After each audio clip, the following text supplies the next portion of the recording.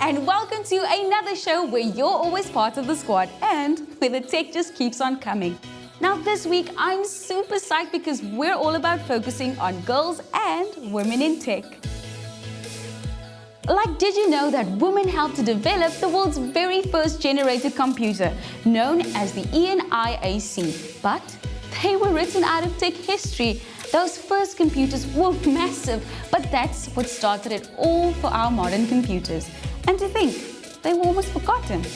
But that is what today is about, to remind us about women doing amazing things in tech. First up, we meet the squad from Mohlo Mlaba. Then we have another cool brain teaser. We meet scientist Zakiti Mkhize, and then we try to crack simple code in the tech lab.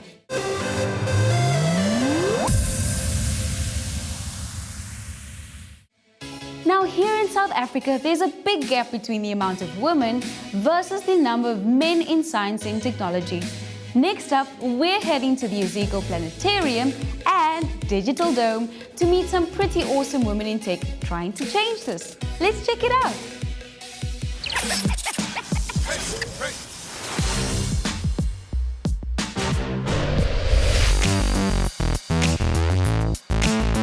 Today on Techno Squad, we celebrate women in tech by hanging out with Tabile and 3 of the girls from Mohlo Mlaba School in Khayelitsha as they visit the Iziko Planetarium and Digital Dome to discover more about life beyond. And that's the rest of our solar system. So we have official 8 planets in our solar system with the sun at the center. So it just gives you an idea. Cool, so now we're going to step inside of the planetarium. My name is Tabile Mashale Shonebare. I am the director of Mohlo Mlaba Schools. My role is really just launching our strategy to provide safe, affordable, quality science, technology, engineering and mathematics education to girls in underserved communities like Khayelitsha. This visit is a culmination of the work that we've been doing over the last 3 years with the University of the Western Cape, where we've been running astronomy clubs and popularizing this astronomy in townships, particularly for young children, and trying to get them exposed to the universe, who they are, how they belong in there, but also the careers that are available in those fields.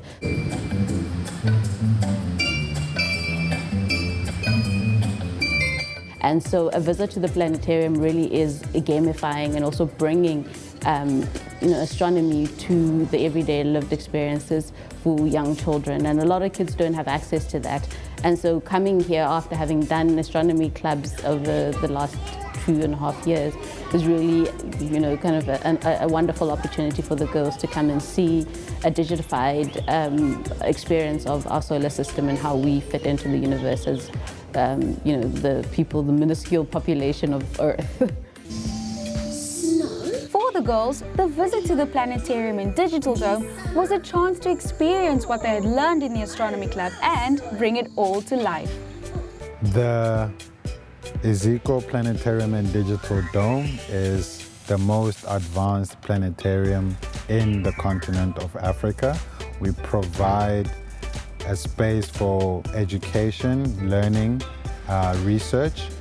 Well, when people come to the planetarium, we offer public programs and we also offer school programs. So we have tailored our shows to accommodate different stages within the school curriculum.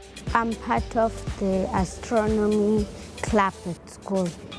I learn about planets, Earth, and that Earth is our planet, and Earth is number 3 planet. We do astronomy club once a week, and we do all of the fun activities. Does the tilt change direction from summer to winter?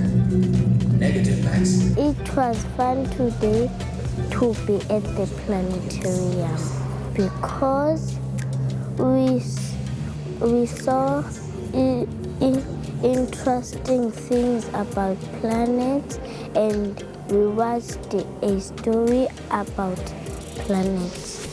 I did like the story so much and I was excited to watch it. I learned that there is Earth, there is Moon, Sun. And it takes 24 hours for the Earth to spin once on its axis. It was dark and I was just a little scared because of the dark. It was very, very nice. I like it so much and I wish I was there.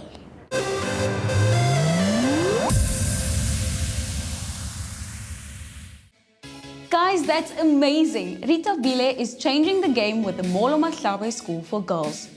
I think starting young and working hard is so important, and that is why we invited our next guest. Zakiti Mkhize is doing her PhD in medicine and is an aspiring scientist. She also has a YouTube channel called Black Girl Scientist that she uses to inspire young people, especially black women, to get into science. And she's here to answer all of your questions. Welcome, Zakiti! Hi everyone, thank you so much for having me. So, without any further ado, I think we'll jump right into our first question. Our question comes from Nasi. So can you please tell us about yourself and tell us about what you do in simple English? Okay, so hi everyone, my name is Zagiti. I'm 27 years old and I'm currently doing my PhD in virology and I'm a scientist. So what that means is that I do research. So I try and find the answers to all these questions that we have, is particularly in the medical field. I'm majoring in virology, so I am a virologist. That's a person who studies viruses. So as a scientist, I am a lab-based researcher. That means I do experiments in the laboratory, and the experiments that I'm currently doing are particularly on HIV, and that's toward finding a cure for HIV. Hope, you had your hand up? If I want to be a scientist, I must get all the sevens in my report. Okay, so Hope, you don't have to get all sevens, you don't have to get all A's, but you have to do really well in school. You must try your best and you have to be well above average, I'd say, to be a scientist. Zakiti is clearly doing the things, but we'll catch up with her later again. Right now, it's time to check out today's brain teaser.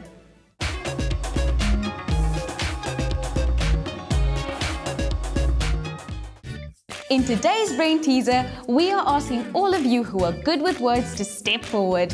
There's a 7-letter word in the English language in which the first 2 letters mean a male, the first 3 letters mean a female, and the first 4 a great man, and the whole word a great woman. What's the word? If you think you figured out the word, then send the correct answers to our WhatsApp line, or you can enter on our Instagram at TechnoSquadS3. Remember, you can win an awesome data bundle, so get to entering!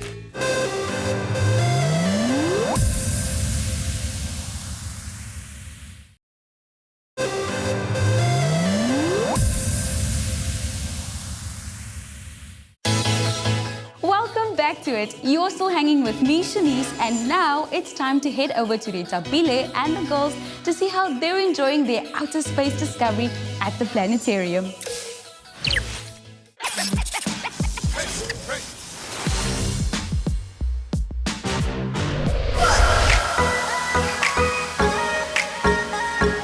After touring the Planetarium, it was time to get into the field of interest of the girls. As you heard from Rita Bile, their after-school astronomy project aims to bring the universe to Khayelitsha, exposing the girls to science behind astronomy, as well as the careers they can ultimately go into. At the planetarium, I can talk about Earth. Earth is a number 3 planet. Earth is our planet. So our biggest job is making sure that girls have access not only to content, because content is important, but if you don't have a human being that you interact with that has done astrophysics or is an astronomer or as a scientist or does chemistry, you don't know that those things exist. Okay, I think I finally get how the seasons work. As the Earth orbits the Sun, the path of the Sun through the sky changes because of the tilt of the axis. See, Annie? I told you this would help with your project. We went to the room and there was so many chairs and we watched a movie called Tween Tech. The reception and the feedback from the schools and the learners has been great and, overwhelming in a way, because we constantly have to accommodate a lot of schools, so the experience has been great because with the technology we are able to adapt our information, so the schools get very exclusive insight on the development of what's going on within the scientific and astronomy world, The Digital Dome is next level and gives learners an incredible window into the world beyond and opens them up to a world STEM through an exciting and interactive experience.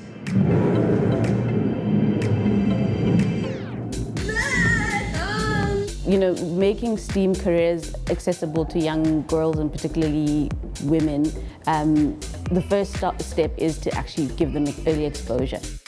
So the girls that have joined us today were the pilot year, so their parents were brave and trusted us with their kids in 2018 when they were, I think, 3. And we were still experimenting with robotics, how we bring robotics to life, how we bring computer science to life, and how we bring astronomy to life. And so they've taken part in all of our little experiments, and they've taken part in all of our astronomy clubs, been part of our robotics team.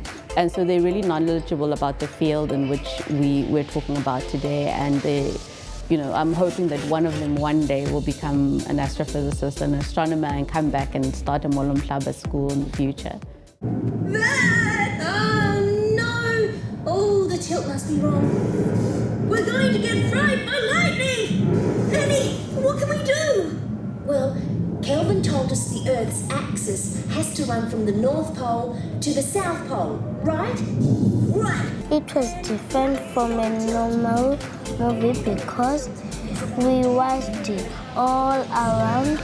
There was people all around and there was space, and when we watched the movie, it was like we are moving with the chairs. I was feeling like I'm floating and turning and like flying. I feel like I am riding a spaceship. And I like it so much. I'm floating. Yes, I would encourage some other children to come and watch the movie.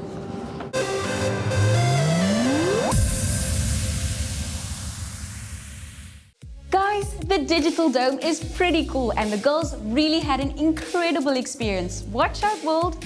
We could be looking at future female doctors, physicists, or even astronauts. Right now, though, it's time to catch up with Sakiti. Hi guys, welcome back. Amir, you had the next question. What kind of subjects do you do, and is it hard to do all of them? So yes, Amir, it is hard. Going to university is very, very hard work. The subjects that I do are virology, and I did a lot of science subjects as well in my earlier varsity days. And yeah, they are difficult, but if you manage your time well, there's really nothing that you can't manage. Nasi, you have the last question. How long will it take you to finish your studies, and what will you do when you finish? So my PhD is about 3 to 4 years. I'm currently in my 3rd year, so I'm planning on finishing soon. And when I'm done, I have 2 options. That's either to go into academia. So the academic route would be going on to be a lecturer who would teach university students as well as supervising students in research.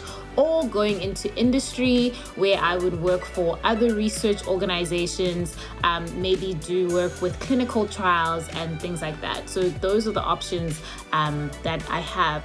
The advice that I have for girls, young girls in science, is that you really need to work hard, but not just work hard, you need to work hard all the time. So you really need to focus, just like being a scientist. You have to focus on that, and you know, your school, in school, your marks will speak for themselves, and when you become a scientist as well, the data that you produce, so the experiments that you do in the lab will also speak for themselves. So it really won't matter that you're a girl or not. You just have to be really good at what you do. Thank you so much, Sakiti, and you're a true inspiration. Guys, head on over to our socials where we'll be sharing this video and others, and we'll be giving you Sakiti's details as well. And don't forget to double tap. All you have to do to win this week's awesome prize is share your answer with us on the socials or use our WhatsApp line. If you get it right, you'll stand a chance to win an awesome data bundle.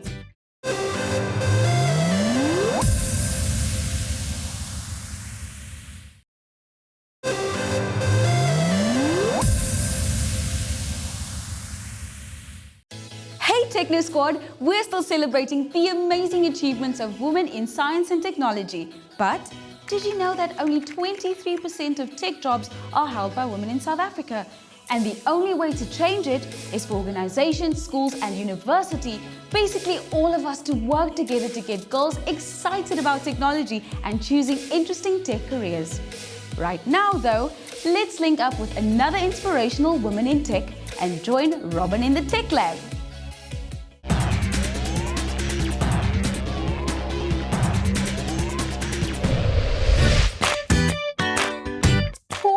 Techno Squad, welcome to the Tech Lab. Today we are going to be doing something extremely fun and exciting right here at Sakikamba Stream Labs. So welcome back, Robin. It's great to be here. Awesome. So tell me, what are we going to be doing today? Today we'll be coding Ozobot to move using block coding. Oh, block coding. So what do we need? Right now we need a laptop or any smart device, and of course an Ozobot. Cool. So, block coding, could you tell me a bit more about it? So coding in general is how we communicate with our machines, all right? And you get all sorts of coding languages, just like you have different languages for humans. So some of the languages we have is C++, Python, and the easiest one, GUI, or Graphical User Interface, which is the one we're using right now. Okay, let's get started then. Let's go. So right here we are on the Ozoblocky page. And now we wrote a few codes over here, all right? So what this code basically tells Ozo is that if it sees an object behind it, because it's got a sensor at the back and at the front, it's called proximity sensors, or it basically means that he knows if there's something behind him or not. So we told Ozo that if he sees anything behind it, that he's going to run this specific code over here, and that if he sees anything in front of it, that he's going to play this specific code. And lastly, it is if we cover Ozo up completely, that he will also run a different code. But how are we going to get all of that information onto Ozo? Can you guess? You're going to have to help me. So we load our code using flash coding. So we remember that Ozo's got color sensors at the bottom. And taking advantage of that, we'll open up the flashing section, and then we will calibrate our robot for a second until he flashes, and he will make a sound to say that I have now been calibrated. And then we will load the code using flash, and it will flash, and you will just put it against the screen like that, and then it will sort of flash green until it's finished. So does that mean that it could actually speak or like have flashing lights maybe? Yes, exactly. We told Ozo in our code over here that whenever he sees something behind it, that he's going to tell us that he's going to move left or right, and then he will do a little laugh as well. And it will basically do anything that you tell it to do. Cool. Pretty cool, right? Yes, very. So now that Ozo is now coded, we activate the code by double tapping this button. So we can try that now.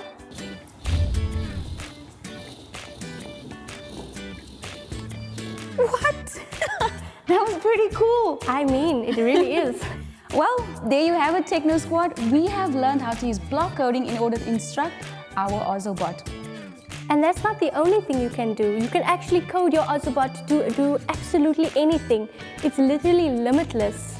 And if you thought it was pretty cool, go and let us know on our socials and we will be sure to comment right back.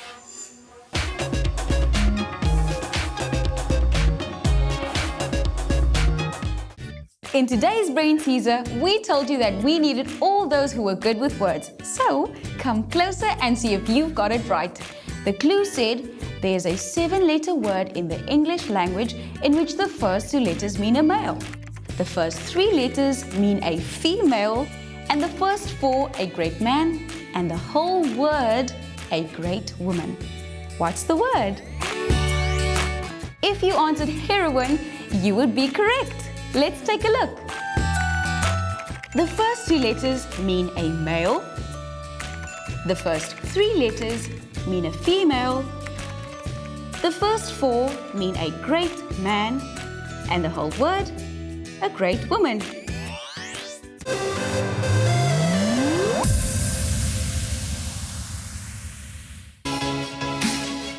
So by now you should have learned some things. 1. Women in tech are doing amazing things. 2. We need more women in tech. So girls, it starts with you. And 3. It's a really exciting time in technology.